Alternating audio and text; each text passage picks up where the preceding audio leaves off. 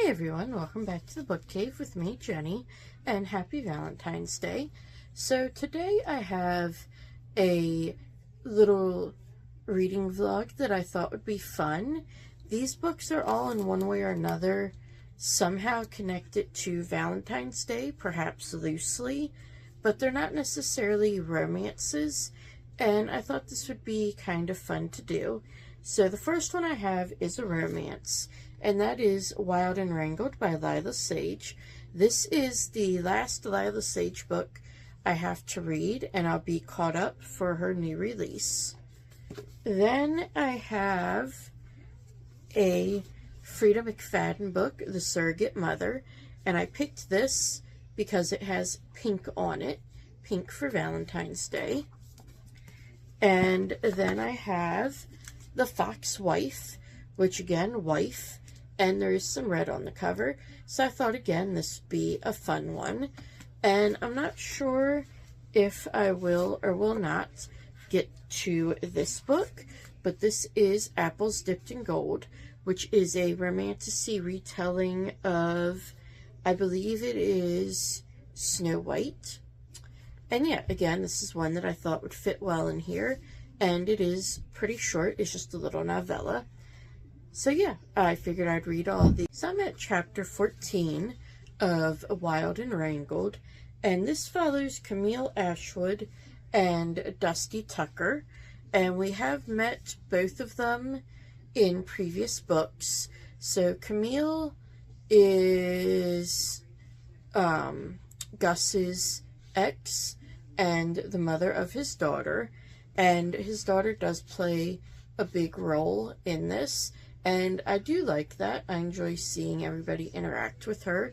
And then Dusty has been kind of a rambler, and he's gone even down to South America, he says, and just kind of stays on the ranches there, works for a while, moves along, and now he has come back and is thinking about staying. And throughout this, we find out that Cam and Dusty met in high school, and they had some sort of fling, and we also find out a lot about Cam's parents, and wow, they are something. Like, yeah, they are my least favorite characters in this book so far. I do really love Cam and Dusty together. I feel like they know each other so well, and they just click together, and they truly care about each other. We do also get a little bit of a now and then timeline. We get a couple paragraphs every now and then about them in high school, and that one is just kind of okay. I do like how they actually feel different than the adult versions of them. I feel like that's something that can be kind of hard to do. But yeah, so far at the point I'm at, we have found out about a house that is available in Meadowlark, and we find out a connection it has to Cam and Dusty. And part of what we find out about Dusty and it and the previous owner is just really sweet, and I really enjoyed that. And I'm excited to see how this works out now that there's going to be a little bit more forced proximity. And I'm about, I would say, a third into the book at this point. And yeah, things are definitely starting to pick up, and hopefully we'll start to get some answers and see Cam and Dusty together a little more than we did at the beginning. And yeah, that was definitely a beginning. Like, yeah, I'll talk about that when I do my next update. I made it to chapter 20 now in Wild and Wrangled, and I am really enjoying this. I really like Dusty, but I did say last time that I would explain more or less how this started. So obviously this is going to get into spoilers. However, if you read the book before this, you will know what happened. So Cam was getting ready to get married, and her fiance didn't show up, called off the wedding. And so we spend the very beginning of this book kind of dealing with that fallout. And that's when we learn about her and Dusty's history a little bit, because he kind of comes to her rescue. And I believe at the part I was in, I had explained that the house she bought or was renting, he was a caretaker for. And we are now around Christmas time, so Riley, her daughter, is making presents, and she says, well, yeah, I have to make one for Dusty. He lives in our backyard, which I just thought was very funny and cute. And then when we get to Christmas Day and we see his presents and all, you can just see like how thoughtful he is and how sweet he is. And I also really like the fact that even though they have this past and he does think about it, and so does she, he also thinks, like at one point he says, I want to learn who she is now. So that is one thing I like, because I feel like sometimes with the now and then, especially if it is a second chance like this is, it'll be more like, oh, this is how she was, how he was back then. And they don't either like haven't changed, or he wouldn't want her to change and vice versa. So that was kind of very refreshing to see in this. But yeah, I'm hoping I can finish this today. I have about 200 pages left, but we will see. I finished Wild and Wrangled, and I have to say this is probably my favorite in the Rebel Blue series so far. I just thought this was super cute, and I love Dusty and Cam and their relationship, and I absolutely love how Dusty is with Riley, and just, yeah, really, really liked this. I really liked just everything about it. I did like that kind of the third act conflict. It didn't feel like something that was just really stupid or out of left field. It felt like something that is, yeah, you know, that would definitely be an issue.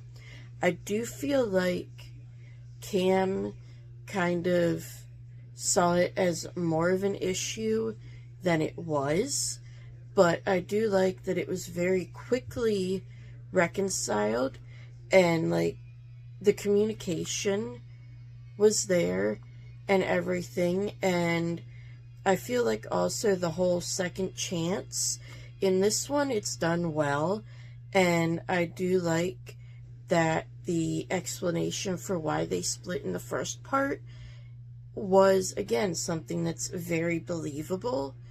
So yeah, I love this whole series. This is probably my favorite. I do have to say this is probably also the least spicy, which I did appreciate as well. So yeah, just overall, I definitely recommend this. And I do feel like if you want to read them all, you probably should read them in order. But at the same time, it's more that the other couples are just side characters.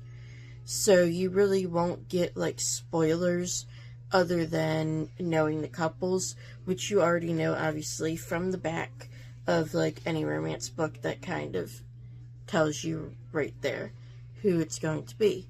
So yeah, now that I'm done this, I'm going to go on to The Fox Wife. So The Fox Wife is set in 1908, and it kind of goes between China, Manchuria, Mongolia, and Japan. And it follows Asan Yuki, translates as Snow, who is a fox shifter, and she is looking for justice for her lost kit. And this also follows Bayo, who is a detective, and he is looking into two different things.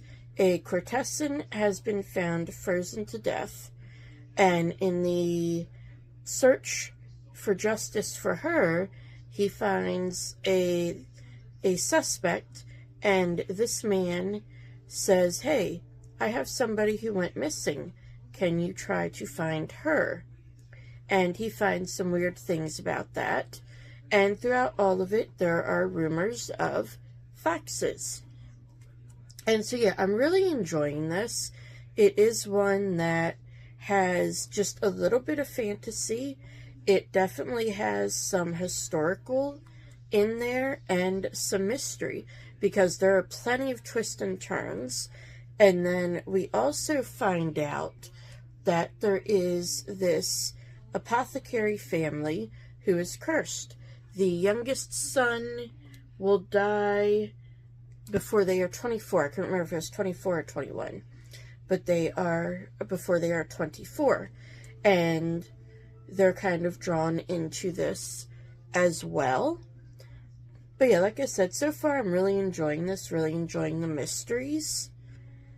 And yeah, that's all I really have to say on it that isn't spoilers, because literally everything I told you is in the little synopsis.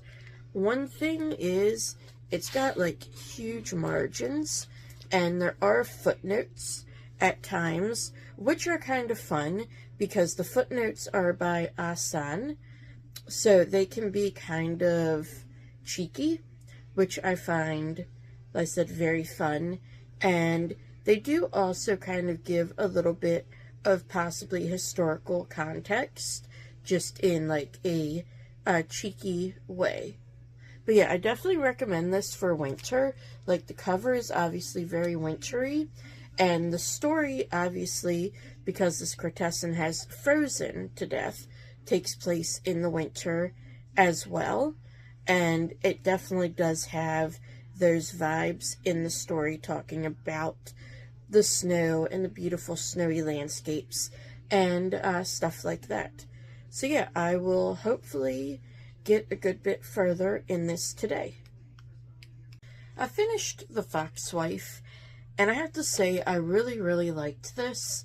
This has gone on my top 20 list for this year, and yeah, I just really loved this book. Like, all the characters were really well fleshed out.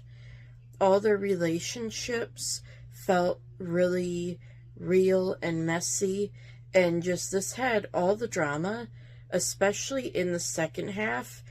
And yeah, it had a really unexpected love story as well, I will say, and just wound up being about, you know, love and redemption and pain and just life in general. And I mentioned this was written in 1908, or set in 1908, and I did not realize that the Dowager Empress Cixi was that modern. Like, I thought she was back in the 1700s for some reason. I've only ever heard her referred to in a few different books and like as inspirations for characters and stuff. But yes, that was an interesting little tidbit that I found out. And just also like the nature descriptions in here of the grasslands and the snow and everything like that was just absolutely beautiful. And as I said in my last update, this is definitely a winter book. It kind of ends at spring, but I feel like that's just so fitting for this book. And like I said, it's a wrap-up of mystery, a little bit of romance, some drama, and just, yeah, if you're interested in any of that, definitely read this. And yeah, like I said, I did not really realize what I was getting myself into and how good this book actually would wind up being. even though it wound up taking me a really long time to read it. I actually started this way before I started this video and just decided to continue it for this. But yeah, so now that I'm finished this, I will be going on to The Surrogate Mother, which is obviously something that is a little bit of a different feel from this. I'm on chapter 5 of The Surrogate Mother, and this follows Abby and Monica. So Abby and her husband, Sam, have been trying for a baby for a long time. They have tried many different things, and unfortunately none of them have worked. And when their latest adoption falls through, Monica, who's Abby's personal assistant, offers to be her surrogate. And yeah, overall, so far, this has been pretty interesting. I did notice the same way in Ward D. Abby has some moments where she's not quite so likable. She has some rather uncharitable thoughts towards some of her coworkers, but I feel like in a way that does make her more human, because they're not horrible thoughts. They're just more of, like, this thing that they do is annoying, but she can, like, still see the good in them. And yeah, it's something that I feel like Frida McFadden is very good at. Like I said, Ward D, I noticed the same thing. The main character there had some moments where she wasn't quite so likable. And I really feel like Abby's pain through everything that's happened, and, you know, the fact that all these things have fallen through, haven't worked. And, yeah. Plus, the opening line of this is pretty much guaranteed to hook you. In the next 24 hours, I will be arrested for first-degree murder. So yeah, obviously we jump right in with a bang, and then we go back to 1 year prior, which is where the main part of this story takes place. So yeah, I'm not sure how much I'll really be able to update in this, because basically what I've told you, you know, you read the back and you do kind of get that. So yeah, obviously I don't know how much I can really say more without giving it away.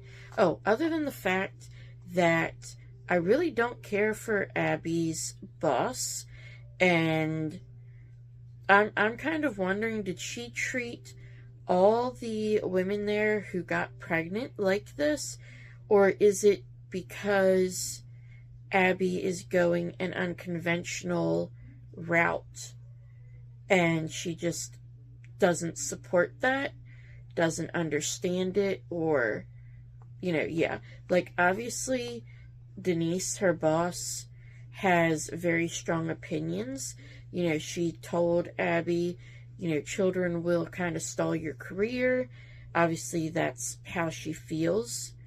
And while there's nothing wrong with that, I feel like the way she treats Abby for wanting to be a mother is kind of not right. Although, again, does it completely come from Abby wanting to be a mother, or is it just she expects you to have this sort of loyalty and sees Abby as not having it? Like, yeah, that's something that'll be interesting to explore as we get further into this. So this has been really fast-paced. I've been reading just a couple of I've already made it to page 170.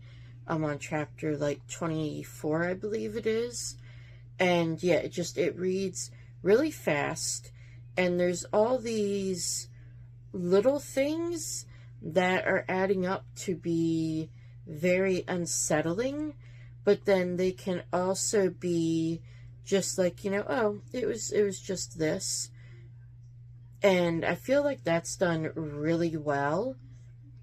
And that's something that I did notice in the previous Frida McFadden book I read too, is that she's really good at building that tension with these things that are just slightly off of normal. But they're not so off normal that it's not like there's a reasonable explanation.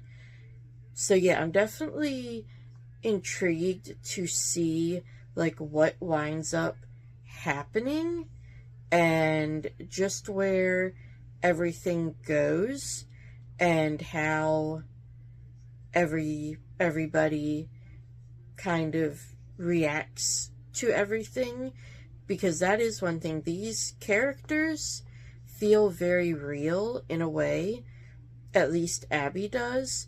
Some of the other characters I feel like are a little more one-dimensional, but then with it being from Abby's point of view, it also makes sense that she would get the most characterization. So yeah, I really do think I'm going to finish this today, which I really hope I am, because this is Valentine's Day when I intended to finish this video. Anyways, so I'm going to get back to reading and let you all know when I finish, if I finish. So I did finish The Surrogate Mother, and wow, this was really, really twisty and turny, and I did kind of expect a few of the twists, but there was several that I was like, I didn't really see that. And the last probably, I don't know, about 100 or so pages were really, really action-packed. And once you get down to the last, like, 50, even more so. And yeah, like I said, this just read really, really fast and had some interesting character exploration. And I feel like it definitely makes you question things, and like I'm assuming that is kind of a theme with Frida McFadden, or you know, thrillers in general. But yeah, I can definitely see like she has a style. Stylistically, this was very similar to Ward D, but I highly recommend this if you like thrillers. And yeah, definitely an interesting one, and I can't really say much more, and like my mind is still churning from this, to be quite honest. So that's everything I have for you on this lovely Valentine's Day. I hope you enjoyed this video, and let me know down below in the comments, have you read any of these books? Do you enjoy any of these authors? And yeah, I always love to hear from you all down in the comments. And as always, I'll have my other socials linked at the end. And if you liked this video, please hit like and subscribe. That way you'll be notified every time I post a new video. And I'll see you next time in the book cave.